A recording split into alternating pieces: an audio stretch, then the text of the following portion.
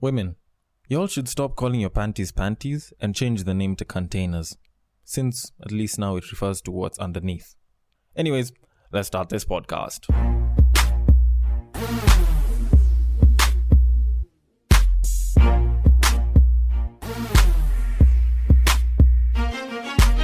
Welcome to Break Time on Westside, your number one break time podcast, coming to you from Nairobi, Kenya. The man on the mic is Sir Denver B, and today's show is Last Week Was Fire because, first of all, as Kenyans, we showed that we are actually nice people. We have a lot of humanity in us. One Kenyan showed that he is single-handedly one of the best sources of shit that our country can provide. And a bunch of people got divorced. So it's about time we get into it. Kicking us off, Bianca Wamboi.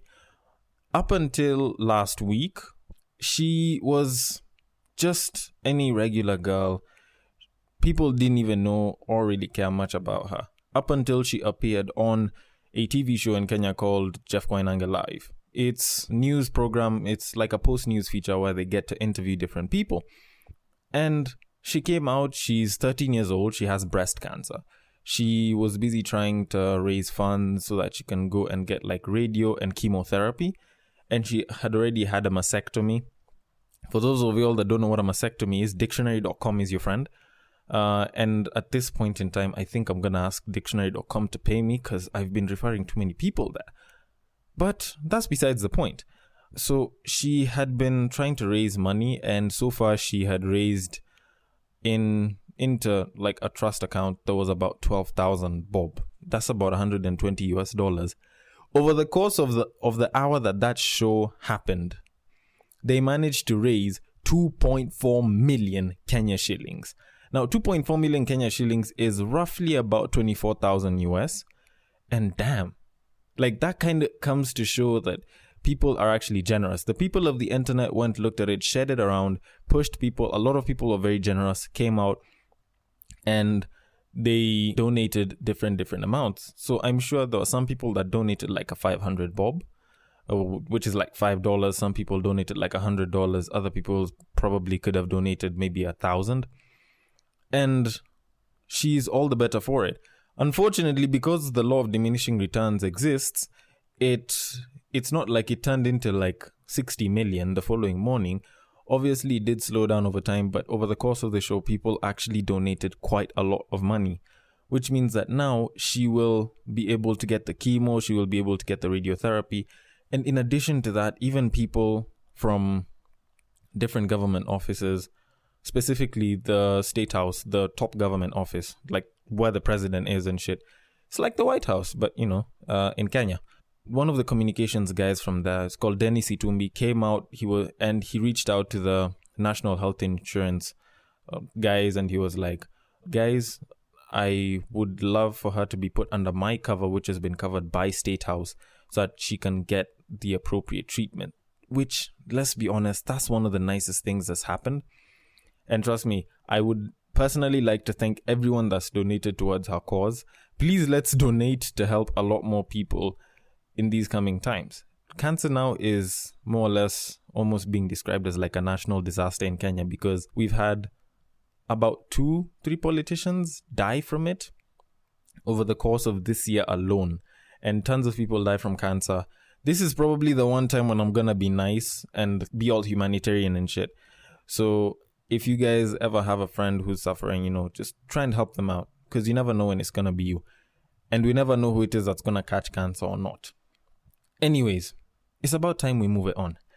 Now, I have a bone to pick with this person that is coming up next. His name is Ezekiel Mutua, as we would like to call him. He is the guy at the top of the Kenya Film and Classification Board, the KFCB. If y'all don't know him and you're Kenyans, he's the guy that pretty much decides what videos are supposed to be on TV, what ads should and shouldn't be on TV. Because he's the one who'll go and he'll say that, that dirty, blah, blah, blah. And it's all nice and dandy, what he does. Except that he's in an industry that he hasn't really helped promote that much, let's be honest. And he's been making international news because, and this is something that I was getting from news websites that aren't even based in Kenya. Like, I'm talking BBC, I'm talking africannews.com.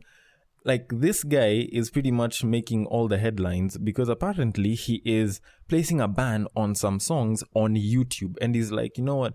These songs shouldn't be played on TV. They shouldn't even be like online and shit. It's a disgrace. Look at what you're doing to harm the kids. And it should only be played in bars and clubs where adults are.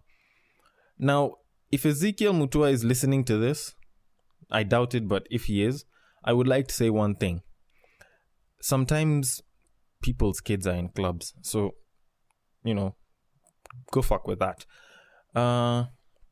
In addition to that, like, we were exposed to a lot of not so nice things. Mama had a chicken. Mama had a cow. Dad was proud. He didn't care how. While we're growing up, but we've turned out pretty okay. Like, I don't see why you have to go and use the same thought process as your 7-year-old kid in deciding what's supposed to be put on TV and what's not supposed to be put on TV. Yes, fine. There is this thing that they refer to as watershed hours, and I'm sure a lot of media stations use it in terms of deciding what advertising goes where. And like recently they brought this whole thing onto gambling as well. So apparently you're not supposed to be playing any gambling ads over a certain period of time, which is most of the day when people are listening in. But now my issue comes in when he starts using it on something as simple as a condom ad. Not too long ago, about 2, 3, 4, maybe about 5 months back, there was a condom company in Kenya that was busy trying to push their brand out, and they were doing it within, you know, like the whole watershed hours thing. They were kind of placing the ads there, and they were like, you know what, let's not openly mention a condom. So they would use, you know, the whole how to put on a sock theory. Like, that was the campaign that they were pushing. It didn't seem bad. But this guy comes up and he's like, oh, you know, when I was busy playing it, my 7-year-old kid was like, Dad, that doesn't look nice, blah, blah, blah. Like, how do you watch TV with your 7-year-old kid and continue using his frame of logic of that looks dirty? Or, you know, as people say in Swahili, yo inakata tabia mbaya. Because kids like to say that a lot. And then you use it to ban stuff. That's the worst form of thinking I think has been used ever since, I don't know, people decided to elect Trump. I'm not saying he's the worst person, but fuck that shit. Like, you need to start doing your job in this board known as the Kenya Film and Classification Board and classify things on GE, which is for general family viewing, PG, which is for like 10 and above, and should get like parental guidance and shit, 16, 18, 21, R rating, mature content, like shit like that. But you're coming and you're raining down on ads. You're busy not allowing the film industry to thrive because you're busy saying this is dirty. What will my kids say when they watch it? Like, don't tell your kids to check into the cinema then. You don't have to have them watch like different things. Like shit, like the minute us guys, and this is something that I think most of us people in our 20s will attest to. While we were watching TV with our parents, the minute we knew that it was bedtime, even if they didn't tell us, like the ultimate form of bedtime is the minute you'd hear The Bold and the Beautiful beginning on KBC. Like, that's facts. The minute you hear The Bold and the Beautiful, you hear like the minute you hear that, like your parents wouldn't even have to look at you. You will get up and you will go to bed. And it's not like they had anything that was very sex related. It was just being aired at that time. But that was very good proof that, you know, people knew how to control themselves. But you're coming in and you're preventing people. You're not even classifying movies under good classifications. You're just saying this is bad, this is good based on what my son says. Like, bro, fine, I get it. You love your child, but understand that there's other people besides your child and cut the bullshit. Anyways, let me move it on. Because I don't want to spread the negative hate around. Because at this point in time, people have been splitting. Not too long ago, about a week and a half ago, Larry King came out and he was like, you know what, I'm divorcing my woman. We've been together for 22 years and it's time to call it quits. He filed for divorce. Now, I know this is slightly old news, but here's one thing that I have to mention about it. This guy is pretty much filing for his 7th divorce. 7th. Like, he has been switching between women for years and is at his 7th divorce. And this was the one that he stayed in for 22 years. I don't know if I'm to question this in its entirety of how it is that he's managed to stay with all these different women. Because if you assume that all of them were like 22 years each, nigga is pretty much in the triple digits. But as we know, or at least as birth records have it, he's about 85 years old. Now, I don't have much of a problem about his divorce and the number of times he's divorced. Like, this guy has existed so long, he has managed to make divorce as a thing. And he is as much the king of divorce as Warren Buffett is the king of stock trading. If I do a bit of, like, I went and I did a bit of research. And I decided to look through his divorce history. Or should I say his marriage history. So he married Frida Miller in 1952. They lasted a year. The marriage was annulled in 1953. This guy went and married Annette Kay in 1961, divorced in 61. So it's about a year. Now, here's how he works. Warren Buffett is all about compound interest. That's why he's like one of the biggest when it comes to like stock trading and investing. Like, this guy's all about compound interest. But you look at it with Larry King, it's the same exact thing. After, that second one, he married again and he stayed from 1961 to 63. It's 2 years, increments. And then he married Mickey Sutphen, got married from 1963 to 67. And you're like, okay. This guy goes from that current woman to Aline Atkins again, goes from 67 to 72.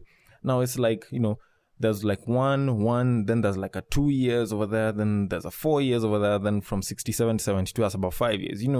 It's slight increments. Then married Sharon Lepore from 76 to 83. That's about 7 years over there. So it's like small increments, compound interest with women. Then moves up from there to Julie Alexander, who did 89 to 92, which is there about 3 years. That's, like when the stock ain't doing too good, you kind of take a few losses here and there. And then married the one who's being divorced right now, Sean Southwick, from 97 till August this year. So this guy has pretty much become like the Warren Buffett of the entire, marriage scheme. So I'm guessing his next wife he'll probably do, 30. Just guessing. But that aside though, news just came in on Friday evening or Saturday morning, depending on what time you got it. Conscience is also filing for divorce after being with his woman for about 2 years. Now, I took a bit of a problem with this, not because it's Conscience, but because of how women reacted to it. If you want to know women are their own worst enemies, look at how they all react when a certain male celebrity that they all love happens to be, breaking up with his woman. Like, this guy is supposed to be having a concert in Kenya, and all of a sudden, shorties in different groups are like, yo, like, us guys are going there and we will toss our bras at him. We will be as naked as possible. Like, this guy is actually going to pick you and take you to fuck him. Like, I'm not trying to be all cold and shit, but the chances of that happening are probably about as narrow as, me sucking my own cock. It's, it's there. It's just not that close. But, like, women went all out, they were feeling all good about the fact that now they can get a chance at Conscience. Like, nigga's single, but it doesn't mean that he's going for you specifically. Most of these people like to, chill around with their own circles of people. I'm not saying that it's impossible. I don't want to kill your fairy tale dreams. But you'll have to think about reality and stop kidding yourselves. Speaking of reality, you'll need to get back to work, get back to that traffic. Always put the process in that progress or be the prevention. It has been me, Sir Denver B. If you guys want to give me your feedback, especially the way these ladies are going to throw some hate on me after saying all that shit about Conscience, you can hit me up on our IG at breaktime_westside. It has been me, Sir Denver B. I will see you guys later.